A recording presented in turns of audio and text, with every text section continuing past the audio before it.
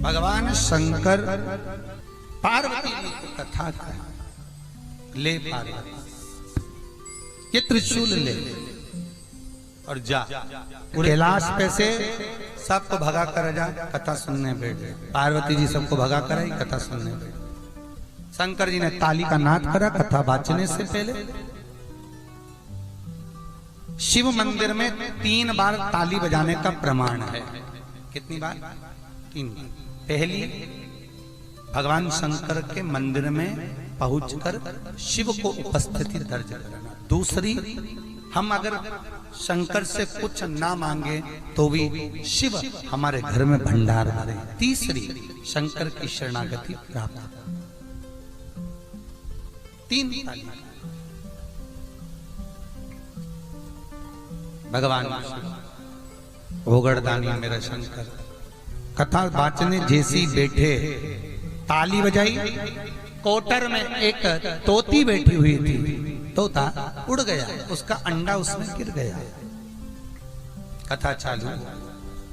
पार्वती से शंकर जी बोले, पार्वती कथा 2 तरह से होती है पार्वती। एक कथा वो जिसमें वक्ता कहे, श्रोता कानों से सुन ले, आंखों से देखता रहे, कानों से सुनता रहे। और दूसरी कथा वो होती है जिसमें वक्ता कहे और श्रोता हुंकार भरते चले। पार्वती जी बोली, प्रभु इतने दिनों से आपका मुंह देख रहे, कोई फायदा नहीं हुआ, इसलिए मेरा मन है कि मैं हुंकारा भर दूंगी, तुम कथा कर दो। कथा प्रारंभ। पहले होती थी ऐसी कथा मंदिरों में, माताएं दरवाजा से दीवार से टिक टिक के बैठ जाती, महाराज जी कथा सुना देते। सारी माताएं हुंकारा भरती जाती। लीलावती के पति पानी में डूब गया, कलावती ने सत्यनारायण की कथा करी, कहीं की बेटी बेटी गुर्राटा भी भर लेते। फिर बीच बीच में पंडित जी थी, श्री रेवा खंडे प्रथम अध्याय समाप्त, घंटी बजाते उठ जाओ। अभी 2 अध्याय रह गए हैं, फिर पंडित जी बात चाहिए। फिर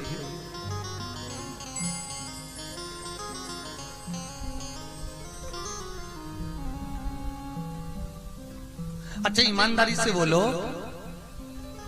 जो व्यक्ति कथा में सोता है ना, कथा में वो ही सोता है जो घर नहीं सोता है। सही है कि गलत है? अरे बोल लो ईमानदारी से, जिसको घर पे नींद नहीं आती।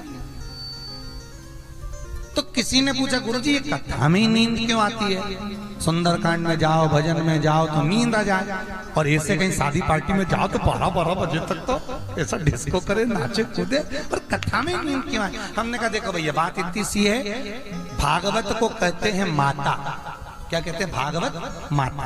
भागवत माता है, बच्चा कहीं पर भी खेलेगा पर माँ की गोद में आकर जैसी बैठता है, माँ उस पर हाथ रखती है और बच्चे की आंख में नींद आ जाती है। बच्चा कहीं नहीं सोता, सब दूर खेलेगा, पर माँ की गोद में बच्चे को नींद आती है। उसी तरह तुम जगत में कहीं पर भी जाओ, पर माँ की गोद में जब आओगे, कथा में बैठोगे, तुम्हें ऐसा लगेगा जैसे महाराज जी लोरी सुना रहे हैं।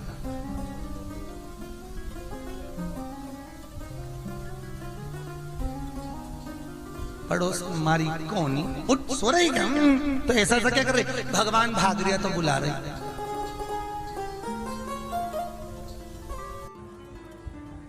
श्रीमद् भागवत में 5 महापाप बताए हैं। शिव महापुराण में 5 महापाप बताए हैं। गरुण पुराण में 5 महापाप कहे। श्रीमद् भागवत में 5 महापाप कहे। शिव पुराण में 5 महापापों का वर्णन किया है। कुर्म पुराण में, स्कंद पुराण में 5 महापापों का वर्णन किया है। उस 5 महापाप में पहला पाप है बाल हत्या। पहला पाप कौन सा है? जम के बोलो जरा। बाल हत्या। दूसरे नंबर का पाप है पर स्त्री का भोग करना,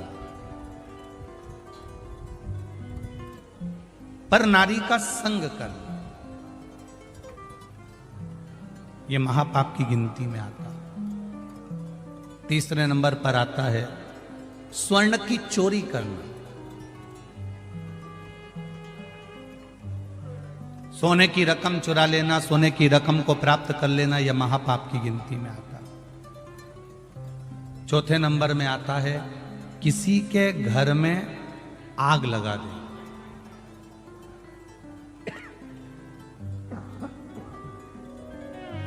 किसी के घर में आग लगा देना यह महापाप की गिनती में आता है। और 5वें नंबर का होता है किसी के साथ विश्वासघात कर देना, यह महापाप की गिनती में आता है। कोई ने आपके ऊपर इतना विश्वास करा, कोई ने आपके ऊपर सर्वस्व विश्वास करा, और उस विश्वास को अगर आपने तोड़ दिया तो यह महापाप की गिनती है।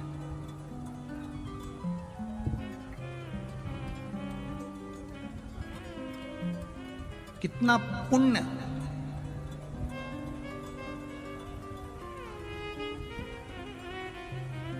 वेद व्यास जी ने क्यों लिख दिया शिव पुराण के अंदर कि शिव मंदिर तक जाना चाहिए, और मंदिर नहीं लिखा, शिवालय, जहां शंकर का शिवलिंग हो वहां तक जाना चाहिए। वेद व्यास जी ने क्यों लिख दिया शिव महापुराण और स्कंद पुराण में कि जहां शिव महापुराण की कथा हो, रोज समय ना मिले, प्रतिदिन भगवान की कथा सुनने का समय ना मिले, पर अपने नगर में, अपने गांव में, अपने शहर में अगर कहीं शिव पुराण की कथा हो तो 5 मिनट के लिए दिन में नहीं जा सकते तो रात्रि में जाकर उस भूमि को नमन करना चाहिए। ये शिव पुराण का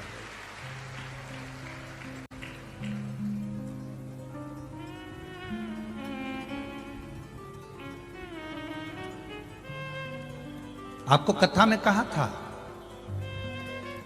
हेलीकॉप्टर को नीचे उतारने के लिए हेलीपैड पर एच बना होता है।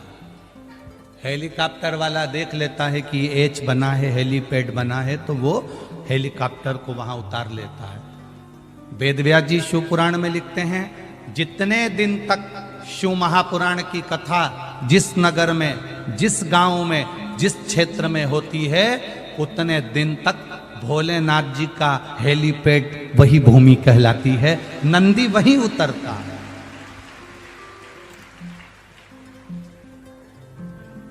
वेद व्यास जी लिख रहे हैं, आपके पास में समय नहीं, आप 7 दिन नहीं जा सकते, 5 दिन नहीं जा सकते, 4 दिन नहीं जा सकते, 3 दिन नहीं जा सकते, 2 दिन नहीं जा सकते, 1 दिन पूरा नहीं जा सकते, पर 5 मिनट निकालकर, 2 क्षण निकालकर शिव महापुराण की कथा में जाना चाहिए।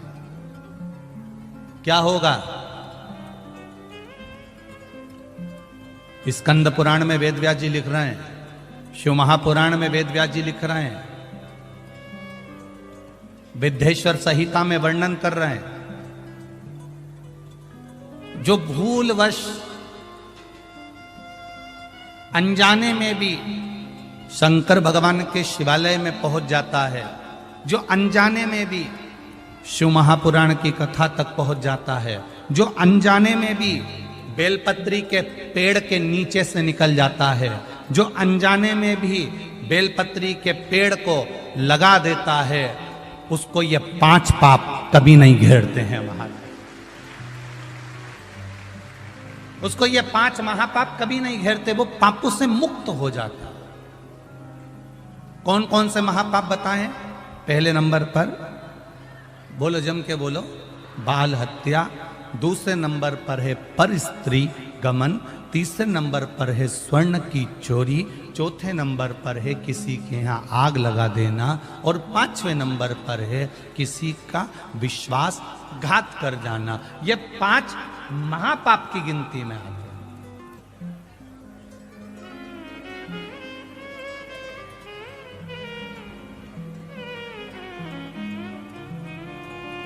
हम कितना पुण्य कमाते हैं, हम कितना जल चढ़ाते हैं, भजन करते हैं, कीर्तन करते हैं, मंत्र जाप करते हैं, श्री शिवाय नमस्तुभ्यम जपते हैं, ओम नमः शिवाय जपते हैं, नमः शिवाय जपते हैं, 12 अक्षर मंत्र ओम नमो भगवते वासुदेवाय जपते हैं, राम नाम कृष्ण नाम जपते हैं।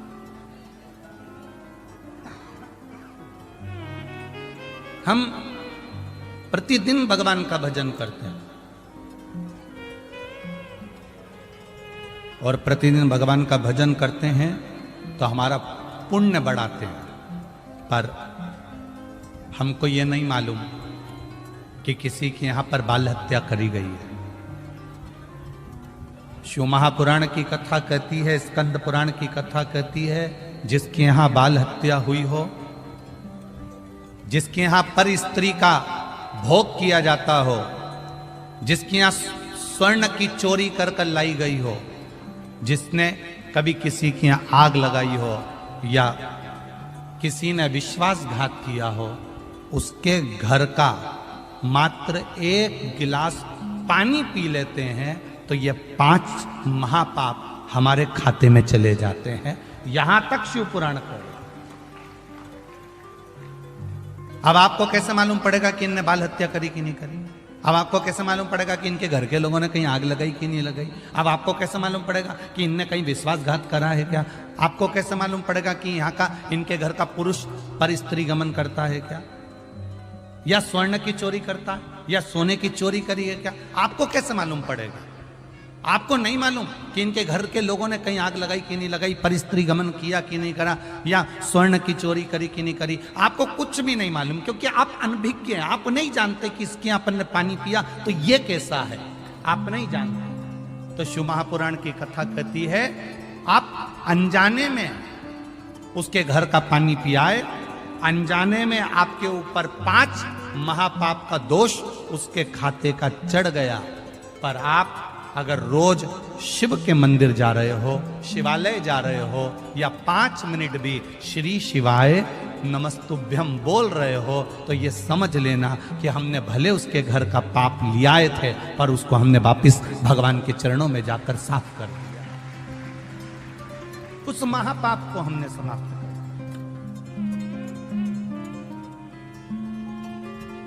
मैंने तेरे ही भरोसे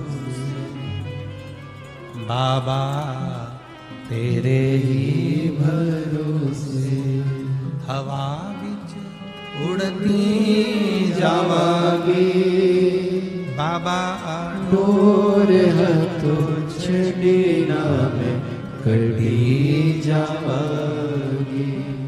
भोले मैं तेरी पतंग, शंभो मैं तेरी पतंग, हवा बिच उड़ती जावांगी बाबा, डोर हथो छड़ी ना में कड़ी जावागी। आपको नहीं मालूम कि आपने उसके घर का पानी पी लिया। कौन व्यक्ति कैसा है आपको क्या मालूम पड़ेगा? हम छत्तीसगढ़ में आए, आप मध्य प्रदेश में आए, कोई उत्तर प्रदेश गया, कोई बिहार गया, कोई उत्तराखंड गया, कोई दिल्ली गया, कोई महाराष्ट्र गया। उसको क्या मालूम कि कौन व्यक्ति कैसा? उसको मालूम ही नहीं। वो तो भजन में लगा हुआ है, वो तो स्मरण में लगा हुआ है, वो तो भक्ति में लगा हुआ है, भगवत नाम में लगा हुआ। अगर आपको यह वीडियो पसंद आया है तो कृपया वीडियो को लाइक करें, कमेंट करें और हमारी चैनल को सब्सक्राइब करें। श्री शिवाय नमस्तुभ्यम।